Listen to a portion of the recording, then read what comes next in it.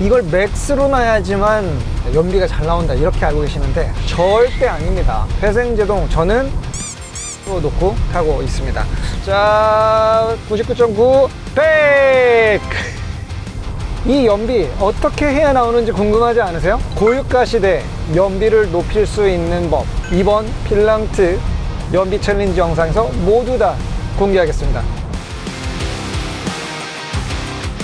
자, 이 르노의 핫한 쿠페형 SUV 신차였던 필랑트, 저희가 얼마 전에 장단점 리뷰를 정말 가감없이 한번 진행을 했던 적이 있었습니다. 그리고 그랑 클래스보다 좀 더 낮게 느껴지는 부분들이 분명히 있었고, 또 한편으로는 이거는 여전히 개선이 좀 안 됐네 하고 아쉽게 느껴졌던 부분들도 있었죠. 그때 영상이 궁금하신 분들은 위쪽에 가서 한번 보시면 좋을 것 같고요. 자, 이 리뷰가 나간 후에 시간이 좀 흐르고 르노에서 다시 메일이 하나 날아왔습니다.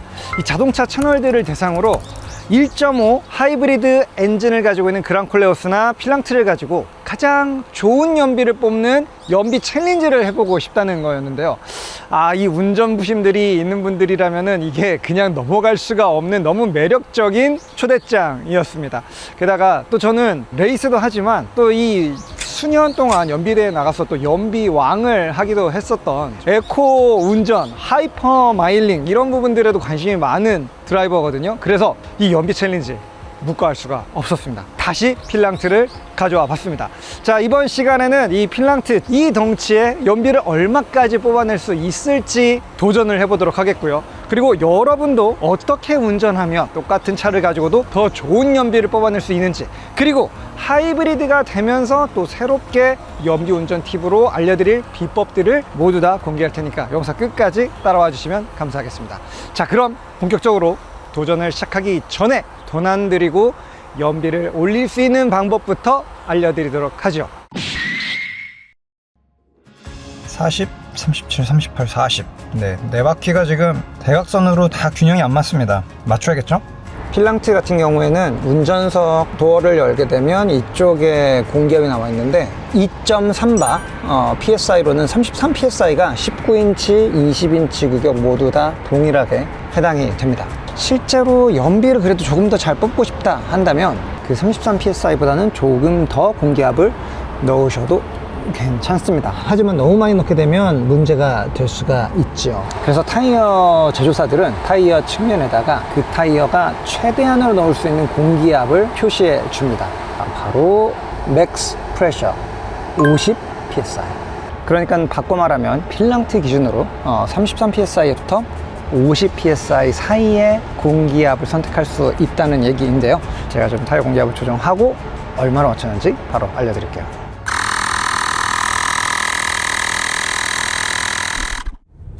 자, 타이어 공기압을 조정하는 건 사실상 비용이 들지 않는 일입니다. 하지만 타이어 공기압 하나로 자동차의 모든 성능을 조율할 수가 있어요. 승차감, 연비, 핸들링, 이 모든 것들을요. 오늘 외기온이 34도에 이를 정도로 더운 날씨인데 이런 날에는 33에 맞춰 놓으면 주행 조금만 했을 때 거의 한 37, 38 PSI까지 올라갑니다. 주행하면서 타이어에서 열이 발생하니까요. 그만큼 공기가 팽창이 되는 거죠. 그래서 저는 오늘 열간 기준으로 40 PSI 정도 되게 공기압을 23 PSI 정도 조금 더 높게 넣었습니다. 그러니까 원래 표준 공기압보다 10% 정도를 더 넣은 셈인 거죠. 공기압을 넣는 게 무슨 의미가 있길래 그걸 조정하네요. 궁금하신 분들도 계실 거예요.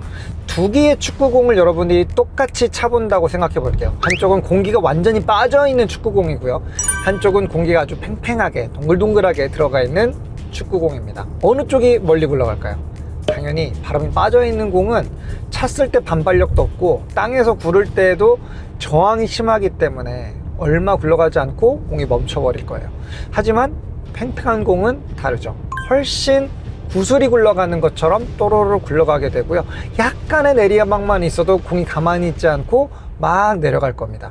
이게 무슨 의미냐? 바람이 적어지면 땅과 맞닿는 표면 면적이 넓어지고 이 표면 면적은 곧 마찰력은 꼭 저항을 의미하게 됩니다. 그래서 여러분들이 요즘 고유가 시대에 연비가 좀 더 좋은 차를 타고 싶으면 공기압을 살짝 조정하는 게 하나의 비법이 될 수 있다는 거죠.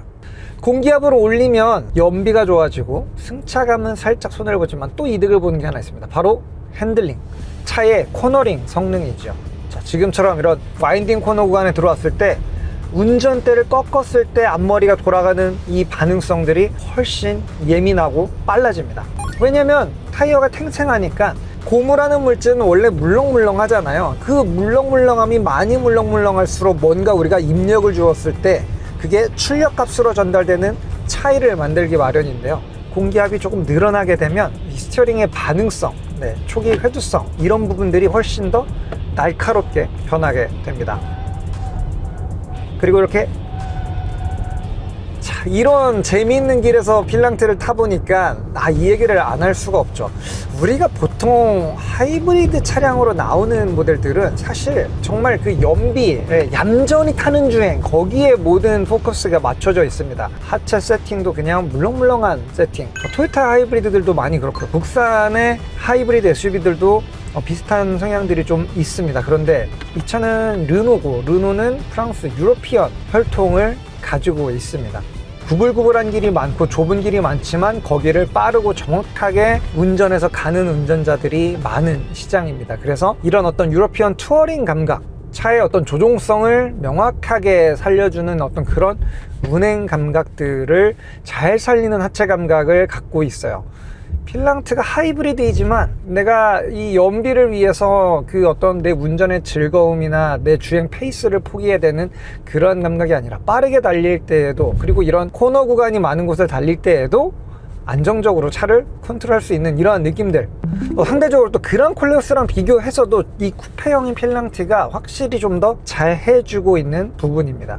사실 오늘 제가 서킷에 리뷰를 하러 가져가고 싶었어요. 그런데 하필 저희가 이 시승차를 받는 날짜에 트랙이 통째로 대관이 되어 버려가지고 저희가 주행을 할 수가 없는 상태더라고요, 며칠 동안. 그래서 오늘은 일단 이런 와인딩 로드를 찾아서 살짝 주행을 해보고 있는데, 이거 나중에 진짜 서킷 한번 가지고 가볼 겁니다. 왜냐면 개발진들이 이 쿠페형 SUV로 그랑콜레오스와 차별점을 두기 위해서 가장 많이 공을 들인 부분들이 이 현가 느낌인 것 같아요.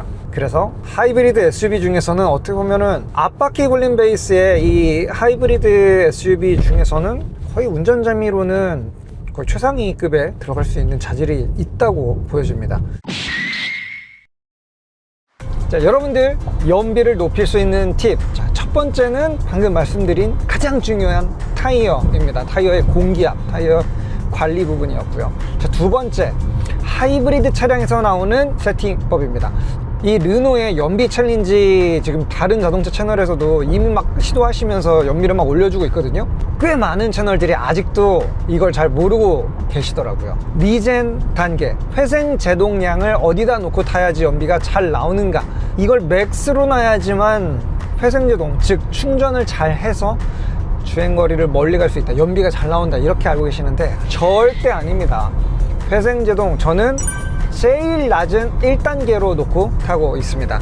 0단계가 있다면 저는 0단계를 놨을 거예요. 근데 필랑트는 0단계는 없어요. 대신 오토모드가 있는데, 이제 오토모드도 기본적으로 연비를 가장 끌어올릴 수 있는 걸 자동으로 셋업해주는 기능입니다. 근데 이 오토모드로 놨을 때 나오는 회생제동량이 사실상 이 차의 매뉴얼 1단계, 가장 약한 회생제동량이랑 똑같은 주행 충전량을 킬로와트로 보여줍니다. 이게 무엇을 뜻하느냐, 회생제동을 절대 맥스로 쓰는 게 유리하지 않다는 거예요.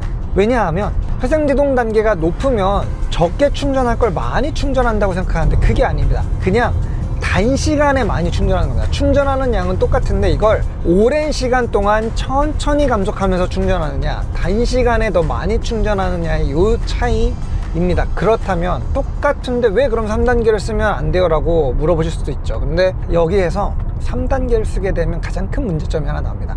일정하게 등속을 유지하기가 어려워져요. 왜냐면 여러분들이 엑셀을 떼는 순간 회생제동을 단시간에 강하게 걸기 때문에 속도가 빨리 떨어집니다. 속도가 빨리 떨어진다는 얘기는 이 차량이 가지고 있는, 이 덩치가 관성으로 가지고 있었던 운동 에너지를 버린다는 얘기예요. 회생제동으로 전환되는 에너지가 100%가 아닙니다. 운동 에너지가 떨어진 만큼 그대로 배터리에 적립되는 게 아니라 운동 에너지가 날아간 거에 일부가 배터리로 들어가는 거예요. 거기서 사라지는 비효율의 구간, 에너지가 전환될 때 생기는 사라져버리는 그 날리는 그 에너지가 있기 때문에 회생제동을 강하게 쓰면 안 되고, 최대한 여러분들은 등속주행을, 회생제동을 낮게 쓰고 속도를 일정하게 유지하는 게 포인트입니다. 근데 회생제동 0단계나 1단계에서도 여러분들이 브레이크 페달을 밟아서 감속을 시작할 때 그때 줄어드는 운동 에너지는 회생제동 3단계랑 똑같이 배터리로 다 들어갑니다. 절대 버려지는 운동 에너지는 없어요. 그러니까 일정하게 속도를 관리하기 편한 리젠 단계 1단계 혹은 오토 단계를 쓰시면 됩니다. 이 요즘 외기온이 30도가 넘는 요즘에 이 에어컨까지 끄고 연비 챌린지를 하시는 분들이 계신데 이거 아닙니다. 예전 차량들은 그렇게 하면 연비를 좀 많이 올릴 수 있었죠. 근데 지금 차량들은 전혀 아닙니다. 왜냐면 필랑트만 해도 마리 하이브리드지 사실상 EREV에 가까워요. 엔진으로 바퀴를 굴리는 게 아니라 엔진으로 발전기를 돌려서 그걸로 충전하고 거기에서 쌓인 배터리의 양을 가지고 전기차로 주행하는 성격이 강합니다. 즉 전기차요. 엔진이 꺼져 있을 때도 이 차는 에어컨이 돌죠. 과거처럼 벨트로 이 엔진에 에어컨 컴프가 연결돼서 이 에어컨을 쓸 때마다 엔진에 뭐 한 5, 6마력씩을 뺏어 먹던 그런 타입이 아니라 얘는 이제 에어컨을 전기 모터로 켜주거든요. 항상 최적화되어 있는 최소 전력을 소비하면서 만들어줄 수 있는 그러한 풀 오토 에어컨입니다. 그러니까 에어컨을 끄면 더 손해예요. 한번 덮여진 이 실내 온도를 나중에 다시 끌어내리기 위해서 더 많은 전력을 에어컨이 써야 됩니다. 그러니까 그냥 저는 22도, 22.5도 이 정도 온도에 그냥 풀 오토 모드로 놓고 에코 모드만 하나 켜놨어요. 네, 그럼 차가 알아서 에어컨을 가장 알뜰하게 경제적으로 떼어줍니다. 여기서 에어컨 끈다고 해도 유의미한 결과 차이 발생하지 않아요. 자, 그러면 세 번째 팁입니다. 자, 이제 리젠도 약하게 해놓고 아니면 끌 수 있으면 끄고, 자, 그럼 도대체 몇 킬로미터로 달려야 되느냐, 이게 아마 여러분들의 가장 큰 궁금증 아닌가요? 차량들마다 경제 속도는 다 달라요. 네, 그리고 이 경제 속도를 결정하는 건 그 차의 이 공기 저항의 어떤 디자인적인 측면, 그리고 또 하나는 기어비입니다. RPM은 엔진에 돌아가는 속도, 속도계는 바퀴가 돌아가는 속도를 표시해 줍니다. 이 두 개는 매번 달라져요. 이걸 다르게 만들어주는 요인은 바로 변속기죠. 변속기에 몇 단에 걸려 있느냐가 이 둘의 차이를 만들어냅니다. 가장 연비가 잘 나오는 거는 그 차가 가지고 있는 기어 중에 가장 높은 기어 단수, 탑 기어가 들어가야지만 엔진이 가장 적게 돌면서 바퀴를 가장 많이 돌릴 수 있는 이러한 효율 구간에 들어가게 됩니다. 요즘 나오는 ZF 8단 기준으로는 한 75에서 80km 정도에서 톱기어가 체결이 돼요. 벤츠의 구단 미션들은 이게 살짝 문제인데 110km 정도를 가야지만 탑기어가 들어갑니다. 근데 그 탑기어를 넣기 위해서 110km를 가게 되면 이제 이미 공기저항이라는 벽이 너무 저항이 커져서 비효율 구간이 생겨요. 자, 그런데 여기서 또 재밌는 사실 한 가지. 필랑트는 기어가 3단밖에 없습니다. 그런데 이 1단, 2단, 3단이 ZF 8단 기준으로 2단, 4단, 6단의 기어비랑 거의 일치합니다. 그러니까 어쨌든 3단 기어가 들어가야지만 필랑트는 엔진으로 갈 때에도 좋은 연비를 만들 수 있다, 이런 결론에 다다르게 되죠. 그럼 과연 필랑트는 시속 몇 킬로미터에서 2단에서 3단으로 변속이 되느냐. 네, 제가 경험상 지금 계속 운행하면서 확인해 보니까 한 60에서 65, 조금 넓게 보면 60에서 70 사이 영역에서 3단으로 십습을 합니다. 바꿔 말하면 이 차의 경제 속도는 어쨌든 70km 정도를 유지를 해줘야 돼요. 그보다 속도가 조금 내려가게 되면 2단 기어가 물릴 수도 있는 확률이 좀 높아지게 되고, 그때 전기로만 간다면 사실상 큰 차이는 없지만 배터리 잔량이 부족해서 엔진이 켜지는 순간에는 연비에 아무래도 좀 불리한 영향을 입게 된다는 뜻입니다. 그러니까 저는 경제 속도를 최소 70 그 이상, 이 정도의 영역을 유지하면서 달렸어요. 그 결과가 바로 앞에서 보여드렸던 그 놀라운 숫자의 연비입니다. 하지만 필랑트 그랑 콜레오스 기준으로 톱기어가 들어가는 이 70km 이상의 속도에서만 이 차는 연비가 잘 나오는 게 아닙니다. 왜냐면 다른 하이브리드랑 다른 점이 있기 때문이죠. 그 이하의 속도 영역대에서도 엔진이 켜진다 한들 엔진이 바퀴로 직접 동력을 전달하지 않고 그냥 발전 용도의 이 P1 모터만을 이용해서 발전을 한다면 사실상 그보다 또 낮은 속도대역에서도 굉장히 좋은 연비를 만들어낼 수 있어요. 엔진이 바퀴와 직결되지 않으려면 여러분들이 항상 스로틀을 정말 부드럽게 예쁘게 만져주면서 타야 됩니다. 그렇다면은 70km 이하 영역, 약간 뭐 길이 막히는, 그러니까 평속으로 한 30km, 40km 정도밖에 안 나오는 트래픽이 좀 걸려있는 이러한 구간들에서도 좋은 연비를 보실 수가 있을 거예요. 여기에 추가적으로 팁을 하나 좀 드리죠. 이거는 연비왕으로서 드리는 진짜 꿀팁 중에 꿀팁인데요. 우리나라는 평지 구간이 별로 없습니다. 오르막과 내리막이 항상 있는데 이 구간들에서 여러분들이 거기서 어떻게 엑셀을 밟느냐에 따라서 연비가 진짜 천차만별 달라지게 됩니다. 특히 정말 하면 안 되는 일은 오르막 구간에서 속도를 더 올리는 겁니다. 내가 좀 전까지 시속 90으로 달리고 있었는데 오르막이 나왔는데 여기에서 시속 100km까지 오르막길에서 올린다. 그러면 이거는 진짜 너무나도 많은 에너지를 길에다가 그냥 뿌려버리는 거예요. 90km로 평지를 오다가 오르막길로 올라갈 때는 똑같이 90km를 유지하던가 저 언덕 정점을 향해서 미세하게 속도를 떨어뜨리면서 저 언덕 꼭대기에서는 한 85 정도까지 될 수 있게끔 스로틀을 살짝 힘을 빼주는 게 연비에 더 도움이 됩니다. 속도를 붙이고 싶으면 내리막에서 탄력을 이용해서 그 위치 에너지를 이용해서 운동 에너지로 전환할 것을 정말 강력하게 보내드립니다. 자, 지금같이 이렇게 제한속도 100km인 고속도로를 달리고 있죠. 지금은 내리막길입니다. 지금 내리막길이라면 가속 페달을 살짝만 얹어도 속도가 되게 잘 붙죠.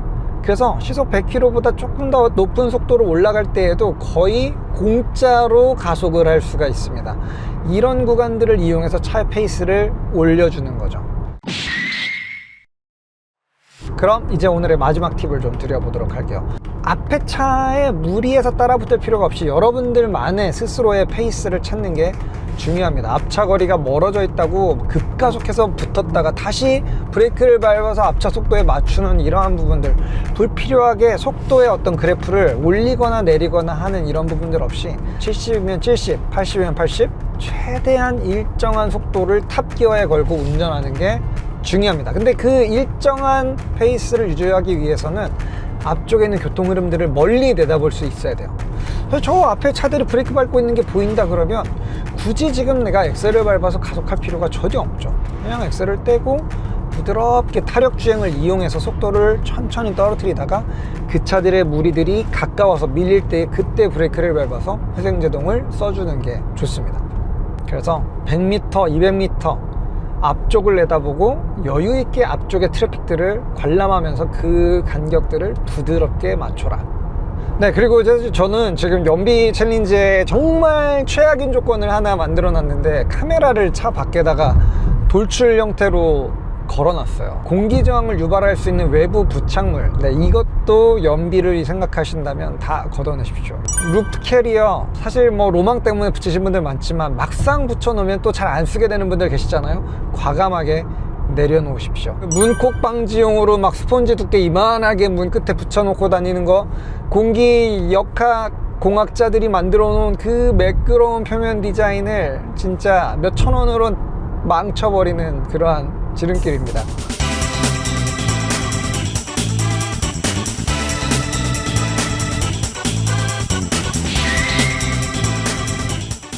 네, 르노 필랑트 연비 챌린지 이제 100km 누적거리를 거의 다 채워가고 있습니다. 현재까지의 평균 연비는 놀랍게도 리터당 32.3입니다 100km를 3리터의 연료를 가지고 갈 수 있는 그러한 연비거든요.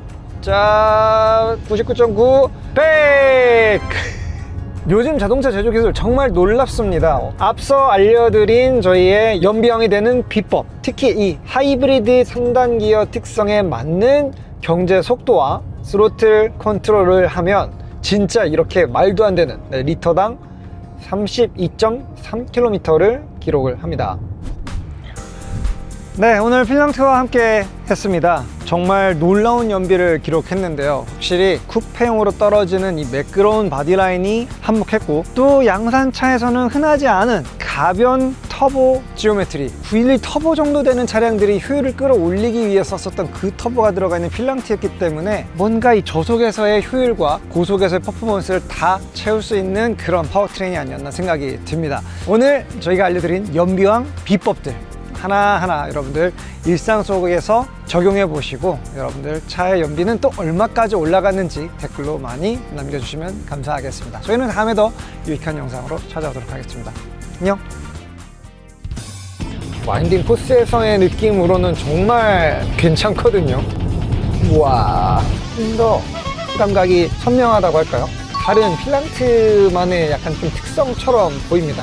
서킷에 잘 올 것 같지 않은 차로 서킷에서 리뷰하는 거예요.